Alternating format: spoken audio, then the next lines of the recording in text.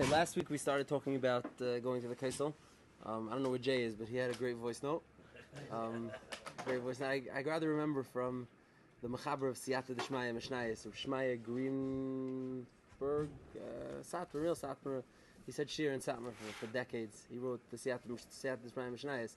But his Levaya, I remember, I don't know if it was it wasn't a Rebbe, one of his kids or something was saying that they must with him like over the box, and it was like in Yiddish, he was screaming, Kaimelish given beim Kaisel. This is like one of the main milas, attributes that they were saying about him. There's a guy who put out 40 Svarim in his life, but one of his main attributes was that he was never at the Kaisel. So it became for Satmar, a very big identity piece, not to go to the Kaisel. Because of that, there's fancy buildings in Tzvas. It opens up a lot of real estate opportunities in Eretz Yisrael. It's a Satmar minig, not to go. Now, I'd say it's probably like a day Shitah amongst the Gedolim. Most Gedolim, once the Kaisel was available to go to, have gone to the Kaisel of all stripes, meaning Rebbes, Satmar Rebbes. No, Satmar don't go. Both of them don't go. Yeah, which is a chiddush. But let's say Toldos Avmitzlik Rebbe has been there, and they're from the Chogak Kanoim in Yerushalayim. Toldos Avmitzlik has been by the obviously Skver, Bells, Vishnitz, all Vishnitzes. Originally didn't go? No. I'm just saying it's a Das Yachid, meaning the Satmar Rebbe Shitah not to go was Das Yachid.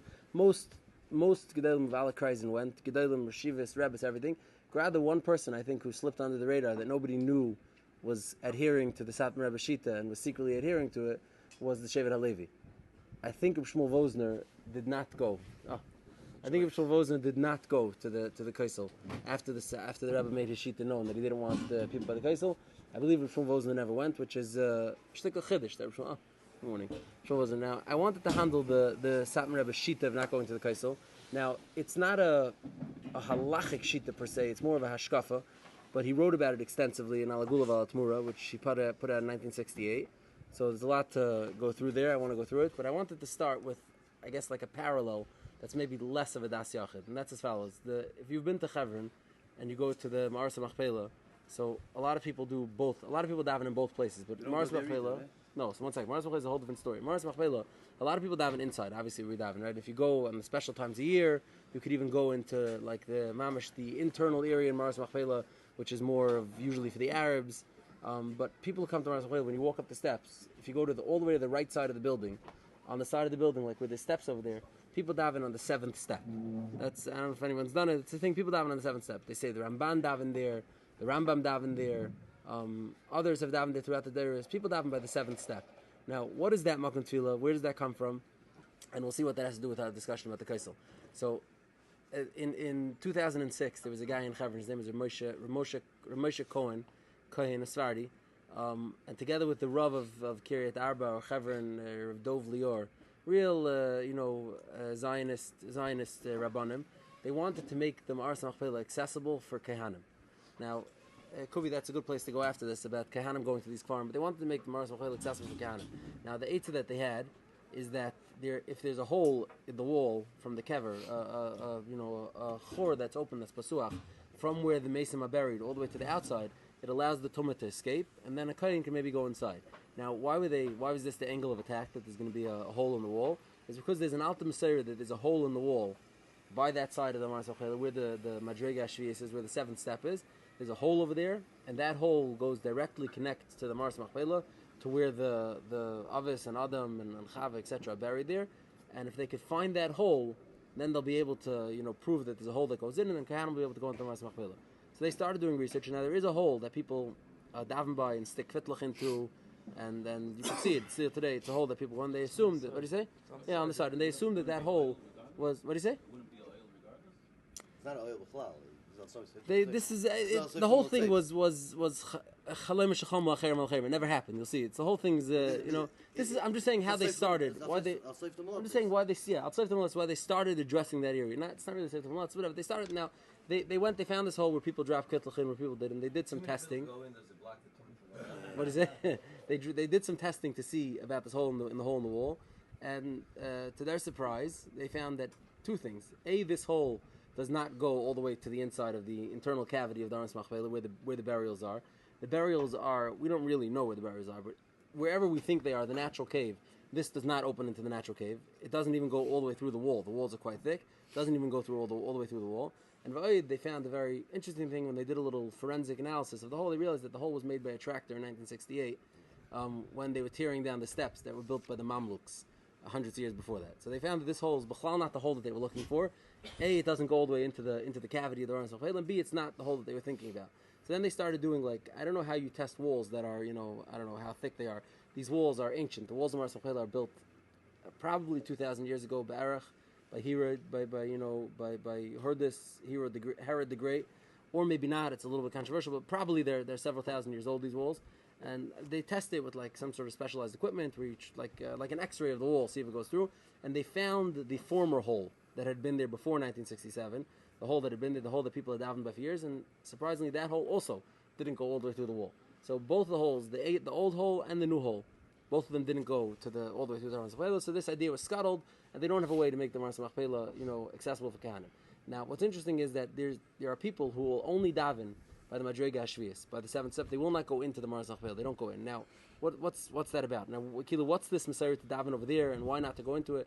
So as follows: the Aron Machpelah originally, way back when Avram Avinu bought it, was already an auspicious location. Avram Avinu, the Chazal tells in some Midrashim, that Avram Avinu was chasing a lost sheep, and he found himself standing outside Aron Machpelah, and he smelled like a Reach Gan Eden. He realized this is a special location. He said, I would like to bury my mason over here. One thing led to another, the whole story, it's in the Chumash, fine. Avram Avinu buys it, and the Avos are buried there. 4 pairs of Adirei Olam are buried there. Now, later on, it became Makom Tefillah. The Gemara in Satan, the Flam Dal and Beis, tells us that when Kalev came with the Meraglim to Eretz Yisrael, so Yeshua had Moshe Rabbeinu davening for him. That was Yeshua's protection, but Kalev was missing protection. So he went to the Maras Machpelah and he says, Avoisai Vakshol Evrachim. He asks the Avos to be Mavakish Rachamim for Yeshua, that for Kalev, that it shouldn't be Nichshal Natzas Meraglim. Now, so the Maras Machpelah was always a Makom Tefillah for time immemorial, for thousands of years. Now, in the 11 and 1200s, it started cycling back and forth. First, it became a mosque when the Muslims took it over. Then it was recaptured by the Christians during the Crusades, and it became a church. Then it was recaptured by the Mamluks and became a mosque again. And then for 800 years, it stayed a mosque all the way through 1967. It was a mosque from about 1250 until 1967, for about 800 years. I think it's about 800 years, maybe whatever. All that amount of time. Now, the Mamluks built some of the gates, the steps, etc. Now, at some point, I think in the 1500s, Mamluk Emperor Bibas, his name was, came to Eretz Yisrael and saw Jews davening in the Maras Machpelah or near the Maras Machpelah, and he was triggered by this. He said, this is a mosque, it doesn't make sense that Jews are davening. Then he banned Jews from entering the entire facility. Jews can't daven there anymore. Now, because he banned Jews from entering the Maras Machpelah is why Jews started davening at the Madrega HaShviyas. The Jews were allowed to go. That was the steps that went up the side of the building. It took you to like the higher elevation over there. Jews were allowed to go till a certain point. It was Be'erach where the 7th step was, not where the 7th step is today, not even the mountain 7th step, wherever the 7th step was, from whatever the steps that were built hundreds of years ago, Jews were allowed to go till there, and he allowed them to go till there, so Jews started davening there. Now, eventually they found a hole over there. A legend was built that the hole goes all the way to Maras Machpelah, and it's an auspicious site, and people started putting fitlach and davening in the hole, like towards the hole to go in, and this became like a spot. Now, over time, eventually in 1967, when it was captured back, and the Maras Machpelah was able to be accessible by Jews finally, so most Jews started davening inside. Some stayed because of this Messiah, like this is the spot, this is the primary spot, because this is where many travelers, Rishonim, Achronim, Gedolim, who davened throughout the desert, who were not able to get into Maras Machpelah daven, so many stayed in that spot. But many had a whole different angle why they wouldn't go in, and that's as follows. We know, and we'll go through the sugya now a little bit, there's an isser to go into a church or a mosque. There's an isser to go into, let's say this right, there's an isser to go into a Beis Avodah Zarah. You're not allowed to go into a Beis Avodah Zarah. Now, if a church and if a mosque are called a Beis Avodah Zarah, as a shayla, let's go through them a little bit. And because of that, there were some people who were makbid not to daven the Maras Machpelah because it's a mosque. Now, keep in mind, our Maras Machpelah, where we go, is the way this fortress, whatever you want to call it, is built. It's a what do you call it? A rectangle, right? It's a rectangle. On the right side, like coming the way we come up to it, on the right side is an enclosed part that has a roof. That's a mosque. That's called the Kever Yitzchak Avinu. That's primary. That's the Messiah says Yitzchak Avinu's Kever. That's a mosque. That's covered over. The area where we actually get access to now, where Jews get access to, is all the way to the left side of the building, which is not covered. It's open to the elements. Right now, I think they just recently put on like a nice cover to cover it over. It was like mamish like a few months ago. They put on a nice cover to cover it over. That's the way it's set up. Now, sometimes of the year you could go into Kever Yitzchak, which is really a mosque. If you go in there now, I'm sure Kuni's been in there. If you go in there, There's green svarm on the shelves. Yeah, I'm saying there's green svarm on the shelves with the half moon crescent, and there's rugs, and it's a full blown. Yeah, but it's a full blown operating mosque, meaning it's a regular mosque in all its operations. The other area where we go now was always a mosque, was always part of the mosque, but it later on became a shul. So they're two different shalos. Let's go through the inyan a little bit about going into Beis Avodah Zarah, if this is called a Beis Avodah Zarah, and then from there we'll circle back to the Kaisel. So the din to not go into Beis Avodah Zarah is interesting. The Gemara in Avodah Zarah in a few different places says like interesting sprach. The Gemara says harchik me'aleh d'rachecha zu minus v'al tikra v'pesach b'secha zu arashus v'kedamri harchik me'aleh d'rachecha zu minus v'al b'secha zu zayna. Some say it means minus, some say it means znus, meaning the harchik. The Gemara tells us a story. It says Gemara tells us a story. There was two Amiram who were walking together, and there was two paths to choose. One was going to take you past the Beis Zaynis, one would take you past the Beis Avodah Zarah, and each one of them made a choice. You see, like these kilu two shittas. Now, the ikr like makar in the Rishonim that like codifies this halacha of not going into Beis Avodah Zarah is the Rambam Pirush of Shais Mizrach Avodah Zarah. The Rambam says like this. He says, Amru ma'u leilach l'sham. He says, Lefisha asur likanos le'ir sheyesh b'avodas kachavim. The Rambam says, asur to go into a city that has avodas kachavim in it. Kol shekein ladar b'ay, for sure not to live in it. V'chol shekein lischar b'am, for sure to do business there. Lefichach yoyda lach shekol ir shel uma sheyiyeh lehem ba beis tifla. Any ear of this is even a city, so kavachomer a beis avodah zarah, but any city that has in it a beis avodah zarah, beis tifla, shu beis avodas kachavim. Below safek oisei ir asur lavi b'kavana. Below safek, the Rambam says it's asur to pass through that city b'kavana. You're not allowed to go there for no reason. For sure to live in it. So now the Rambam is being march of this Isur greatly. The Rambam is saying even to pass through a city that has a Beis Avodah Zarah in it, you're not allowed to go. Now keep in mind, people, we go touring, we go to cities that the main attraction of the city is the church, right? You go to I don't know, Milan, Rome, the Vatican, Paris. These cities, like literally the main architectural attraction of the city is to go to a church, like literally going for the church, and we even go into churches, right? If you've ever anyone's been to the Vatican Museum, it's on the Vatican compound, right? And these are all shilas that come out of this Gemara. But let's just read the Rambam as he said in Pirush Mishayis. Then he says, "Avalanachnu tachas yedeim b'avanisenu v'sheichlim ba'artzam anusim." He says, now we're not free anymore. We live under the Goyim. We don't have options. In Eskayim banu mashenemar v'avadetem shem alehim acherim ma'isi the other mates v'evan. The Rambam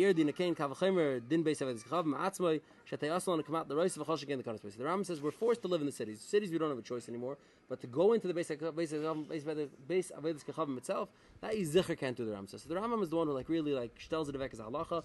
And in Hilchos Avodah Zarah and Parak Test, the Rambam says this lahedya that he says v'asal likanos b'teicha, you're not allowed to go into it, into the base Avodah Zarah. Now, the Ravid Afanor is Ma'ir that this is only, the Ravid holds this is maybe only during the Shas Yerid, only during certain times of the year, not always. But the Rambam Paskins and as always Gebracht and Shulchan Aruch and some Mekuf Memtes and Yeridea that a person's not allowed to go into a Beis Avodah Zarah. Now there's many shilas. Could you go in for Parnasa? Let's say you're I don't know, the shilah that a lot of places can handle. Stam, I don't know why, because this was a few famous chuvas about it. Could an HVAC vendor go into a church to install AC? Could a roofer go into a church to install a roof? Meaning any worker who wants to go do something in a church or a mosque, could he do that? Does he allowed to? Is it usher? Let's say it's for parnasa. Let's say you're going for nothing. You're not going just for parnasa. So there's a lot of nidainim and there's a lot of different machalchim in the Rishonim. The machlekes, the Ran and the Ritva and Avodah Zarah. What the reason why you're not allowed to go into? Some say stam. There's an issue to go in. You're not allowed to go in. It's usher. It's like you're not allowed to be in a base of Avodah Zarah. It's a midin harchakas of Avodah Zarah. Maybe it's din the Rabbanon. Maybe it's din the Rice. We have to be marchik Avodah Zarah. Others say it's mishmar asayin. If you walk into a church or to a mosque, it looks like you're going to participate in some of the services. Now, in which case, if it's off hours, or the church has a election booth in the basement, or the church has, I don't know, a Salvation Army, pickleball court in the basement, something. The church has other facilities. Maybe there's no Marasayan. At Mitzat Sheni, let's say you're going to a place like the mosque, like the Vatican, which has a huge museum. But Mitzat Sheni, it's the Vatican, right? I'm saying it's literally the Vatican. Like this is the biggest base of Avodah Zarah in the world. Like, so the place can handle this, and these all shalos. Rav Moshe has many chuvas because Rav Moshe was marchiv the sister to include going into conservative shuls and reform shuls. Rav Moshe you're not allowed to go in even for chasana, for voting, for sports, or Rav Moshe like a lot of things. So Rav Moshe has 4 or 5 chuvas about the technical aspects of this sister because he was marchiv the sister to include many modern things. But now the core shayla that you have to ask is what's the status of a mosque and a church? What's the status? Now, there's something very interesting. There's a Ramah There's a din that there's a din in Shulchan Aruch that a person's not supposed to be a shutuf with a non-Jew because we're afraid that should any issues arise in their business, he can end up having to make a shvuah. He's going to have to end up making a shvuah, and there's a drasha. It comes from a Sefri that says, "Lo yishama al picha." We don't want you to cause a guy to make a drasha, a shvuah in his elikos. Now, there's a interesting din. The Ramah in Archaim, in Kufnul Vav, Archaim, Simon Kufnul Vav in Archaim is the din about business. It's the halachas about doing business. And the Ramah over there has a very interesting, like a cryptic line. The Ramah in Kufnun Vav and Sevalef, he says like this. He says, "V'yizar." The Shulchan Aruch says, "V'yizar mili yishtatif imanoitzrim." You should be careful not to become a partner with a Christian. Shemi yischayev leishvua, v'oiv v'shem leisham al picha, because he might become obligated to make a shvua to you, and you're going to be over in this of leisham al picha. V'alzeh ha'isiv Ramah. The Ramah writes like this. He says, "V'yesh makilim v'asiyah shutvis imanoitzrim b'zman hazeh." The Ramah says there are those who are makel to make a shutvis with goyim b'zman hazeh, with Christians. Mishum she'ein hanoitzrim b'zman hazeh nishbam b'avodah zara. They don't make a shvua in their avodah zara. Even though they do mention their avodah zara, which is, they say in the name of JC, they really mean God, they really mean Hashem. They just believe in Trinity, so they're mishtatif shem shemayim v'davar acher. They really mean God, but they in their religion split it up into what's called the Father, the Son, and the Holy Ghost, right? The Trinity, the Father, the Son, and the Holy Ghost. So even if they talk about the Son or they talk about the Holy Ghost, they really mean the Shem HaKol. They mean Shem Shemayim, and since they mean Shem Shemayim, that's not called avodah zara. So the Ramah, in a very out there line, he's really quoting a Taisus in avodah zara, but Taisus has two different things. The Ramah jumbles them into one svar. The Ramah seems to say that since Catholics in his day, as in our day, believe in the Trinity, they don't really believe in avodah zara. So therefore, it's not mamash avodah zara. Shitah's not really asa. Now keep in mind, Shitah is asa for a yid. A yid is not allowed to believe. Shitah is avodah zara for a Jew. That's mefurish in the Gemara and Sanhedrin by the Egel. Shitah is asa for a yid, but for a guy, the Ramah seems to say Shitah's not asa. Now this sparks like a storm in the Achronim. The Kemat every Achron talks about this Ramah.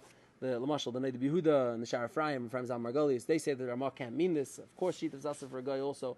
It's regular avodah zara. And they start teaching it. The problem is that the Ramah and Darkei Moshe is even more explicit, and their teachers in Darkei Moshe and the Ramah don't mamish like work. And because of that, other Achronim like the Shalom Eshiv and the Yavitz and then other Gedolei Achronim all say that the Ramah is obviously of the opinion that Shitah for Nevid Kechavim is not asa. Now, in that case, if Shitah for Nevid Kechavim is not asa, then it's possible that a Catholic church, is not a base of avodah zara. Because what they do over there is they din b'shituf, meaning their whole avodah that they're daning is to dan b'shituf. They're daning God. They're serving God b'shituf. Rather, they mention in all their hymns and their everything, it's the Father, the Son, the Holy Ghost. So our God is 3 in 1, and the terrorists that they say over there, but that's them they mean God. So maybe shituf is not avodah zara. Now, a base of avodah zara is totally in what they're over. It has to be a base of avodah zara. It has to be a base of. So some say that Hayos for Yisrael shituf is avodah zara, and it's mashma the Ramah himself because the Ramah writes about Shesi ve'erev in Yerdei and Hachas avodah zara. The Ramah writes that the Shesi ve'erev itself, the symbol, is an avodah zara. Now the Ramah makes a distinction between symbols that are worn around the neck, like something beads you hang in your car, or like the actual symbol in a church, like on the bima of a church. One is a real avodah zara, one's just stam maskara spam. The Ramah makes these distinctions. Fine, but they don't. If they're only shituf, so then how could it be an avodah zara? Right, so I'm saying, so you have to say something like Hashi saying that it's. They don't serve it. Oh, so this is a big need in if they serve, what they serve. You could spend a lot of time Googling. This is a big rabbit hole. I don't have this clear. What exactly the I'm just saying the Achronim themselves, it's a big mavuch in the Achronim. But putting this aside, most Achronim and most Rishonim, it seems, the Rambam writes about it Mefurish, Ben Yonis and Milanil writes about it Mefurish, seem to hold that Christianity is avodah zara. Hayos the Mishtatev Shem Shemayim v'davar acher, they consider Jesus to be, part of the God. Jesus is a human. It's impossible to be God. They're splitting God into two. It's considered avodah zara. Let's say, and the anim of most places is a mela. It has so many nafkaminas, like Avidinim of Yayin Nesech, like Avidinim of Yeharg Val Yaver, like all these dinim. And Klal Yisrael throughout the day certainly held that Catholicism was considered avodah zara, and they were holding with being Moshe Nefesh for it. This is a pashtus. Putting aside the Shver Ramah, it's something that most of Klal Yisrael presumed for all theirs. Now, where it gets more sticky is what about Islam? Islam really believes in God.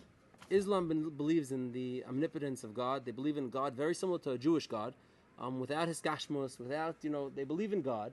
Now, they believe a different hierarchy of the prophets. They believe that Isaac instead of, Ishmael instead of Isaac was the one who was the Akedah. They believe that Muhammad is a bigger prophet than Moshe Rabbeinu. So maybe they're violating some of the Animamins, meaning they're not in full accordance to the Rambam's Animamins, they're not. but is it avodah zarah? Meaning, is there actual avodah of what they're doing avodah zarah? And the nafkamina would be: is a mosque considered a base of avodah zarah or not? Are you allowed? Is a mosque considered a base of avodah zarah? Now, this is actually very interesting. The Rambam, who surprisingly, the Rambam should have the most knowledge of this. The Rambam lived his entire life in Islamic countries.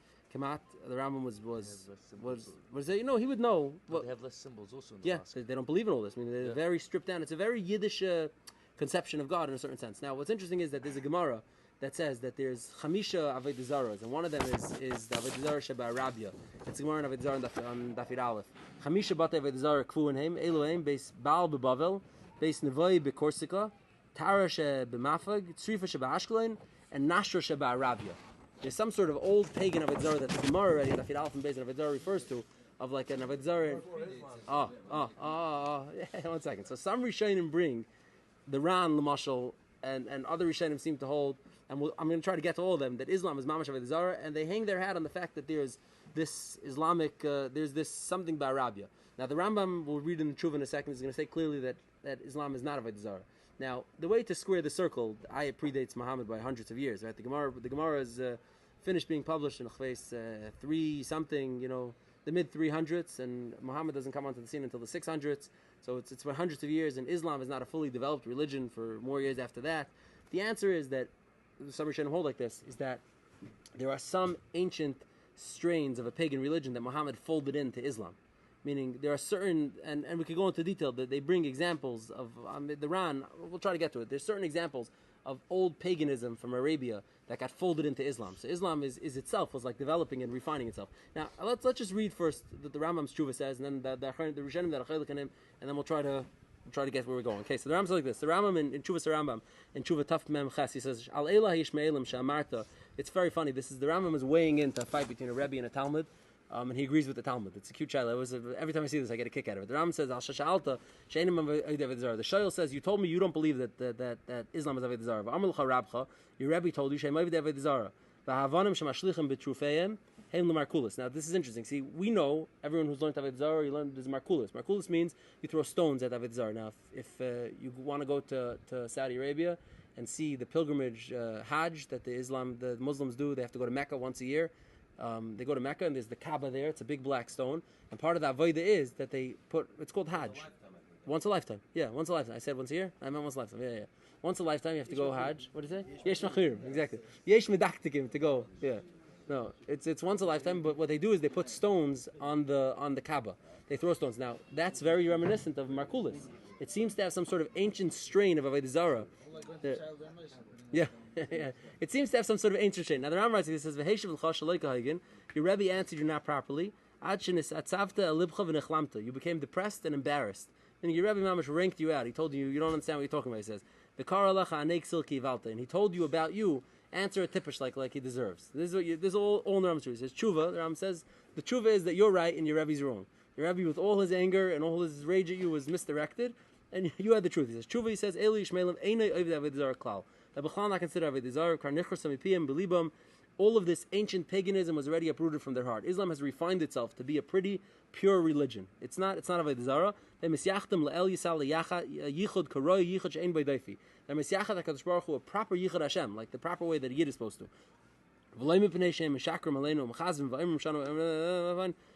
Fine. Not because that they lie about us and say that we're misguided. Should we lie about them and say they're misguided? Their etzem, religion is okay. Fine. Then he continues on, and the Rambam says, Klalei Shel Davar says, Afal pi she'ikar hadvarim yisadim l'avodah zarah. Even though these pagan minhagim that you mentioned over here, their ikar conception was l'avodah zarah. Ein adam ba'olam mashal chaysim avanim v'lei mishtachav v'lei oisei hamakom v'lei oisei davar m'chal advarim l'shem avodah zarah. Says even though the Muslims bow, and they bow seemingly to some sort of item, they bow in a direction, and they bow to something which seems like pagan, and they throw stones, which seems pagan. That's just ultimate hagam that Muhammad co-opted and used to make his religion about. So the Rambam is like being melamed schos on the Muslims and saying the Muslims, even though they have minhagim that seem to be like avodah zarah, it's not really avodah zarah. They mean it l'shem shemayim. Now this is the Rambam's day, and the Rambam should really be the gold standard of Islam. The Rambam lived his entire life with Islamics. He was a functionary of the Sultan's court in Egypt. He was a fully integrated member of society in Islamic high society. He knew what he was talking about. Now the Ran in Sanhedrin, the Samchalaf and Beis, the Ran over there says, "V'lamadnu mikan HaKedoshim shel kusim," the Kedoshim of the Kusim. That means probably the saints of the Christians. V'gam ha-Meshugah shel Yishmaelim. Now in the Rishonim, oftentimes they refer to Muhammad as the Meshugah. Muhammad had hallucinations. Muhammad was not so stable, and this is from the Quran. I mean, a straight reading of the Quran will tell you this. And oftentimes they refer to him as the Meshugah. It says, "Gam Meshugah shel Yishmaelim, av b'she'ein toyinim achareim lasses Allahos." Even though they don't actually say that he was a god, hoylu mishtachvim lefneim hashtachavo shel Allahos. They bow towards Muhammad, to Muhammad's burial spot, like a bowing of Elihos. Din avodah zarah yeshlam l'chol davar asa shel isser shel avodah zarah shalei behir. The Ram Paskins that since they're doing these hanhagas, like bowing towards Muhammad, they have all the din of avodah zarah. So it's a machlokes the Ran and the Rambam in how to look at Muslims. Is Islam avodah zarah? Is Islam not avodah zarah?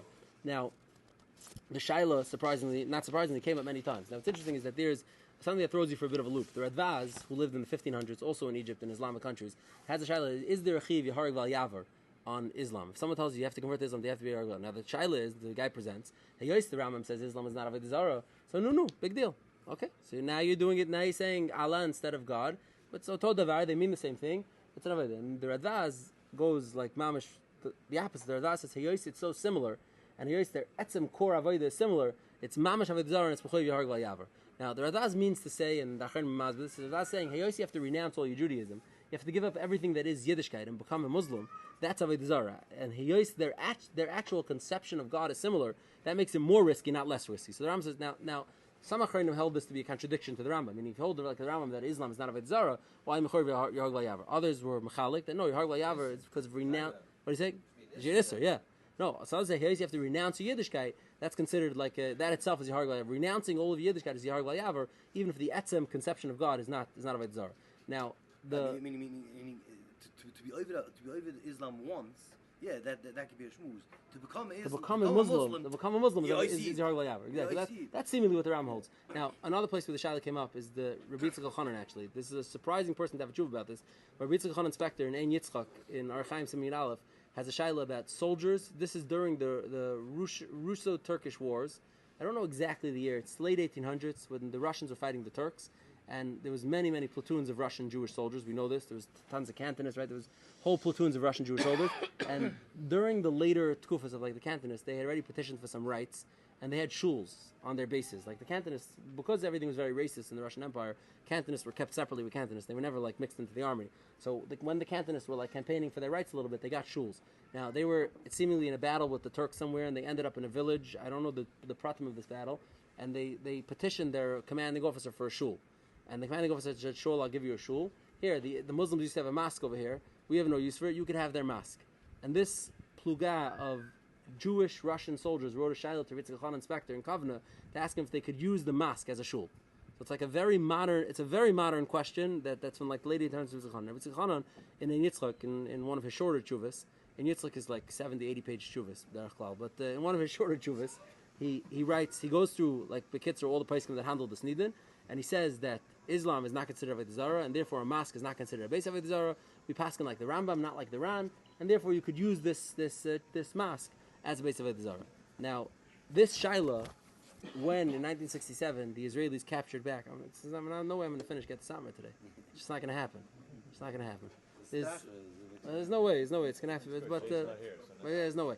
But when the Israeli government captured in 1967 the Maras Machpelah, and they took over areas of it. The shaila became: are you allowed to go in there because it's a mosque?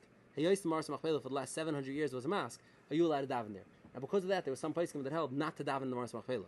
Now, this is a halacha taina. This is not a hashkafa zach. This is not Zionist. This is a halacha taina, purely a strict halacha taina. If it's a mosque, maybe you don't belong davening there. Because of that, there was some poskim who were machbid. Some of it's still a mosque. No, that part. So let's talk about the part that's still mosque. Kevi Yitzchak. Yeah, Kevi Yitzchak. After 60, Tilbar goes to the 94. They didn't separate it, right? It was really a mosque. It was all part of the mosque. Yeah, they didn't separate the Jews, cordon off the Jews fully. Now it's split. Right? They didn't. Does it help the shaila if it was a shul first and then they made it into a mosque? So some places can handle this because it was there. We started it. So, but the problem is that it was never a shul.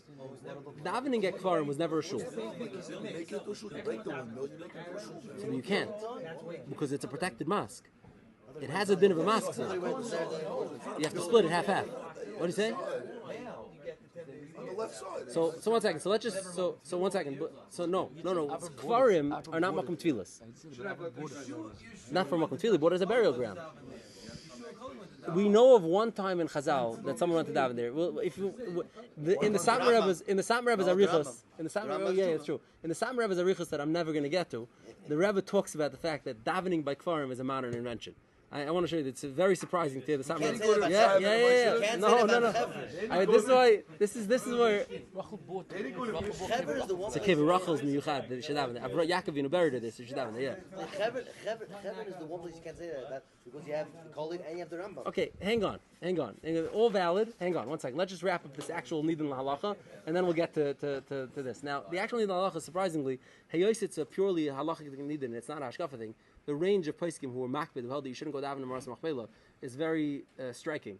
You have the Tzitz Eliezer, who wrote in 2 chuvas, not to go daven in Maras Machpelah, only daven outside by the Shiva Madregis, daven by the steps, because he says we hold like the Ran, that masjid, whatever, a mosque is considered a base of Zara.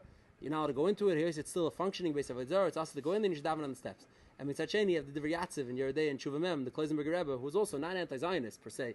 I mean, complicated. But the Kloisenberger Rebbe, who is not Satmar upon him, who says not to daven there because the base of Zara. Because here's the base of Zara, you're not allowed to go into there. So you have these like wide-ranging. Now, Lamaisa, again, this is a day Yechidah.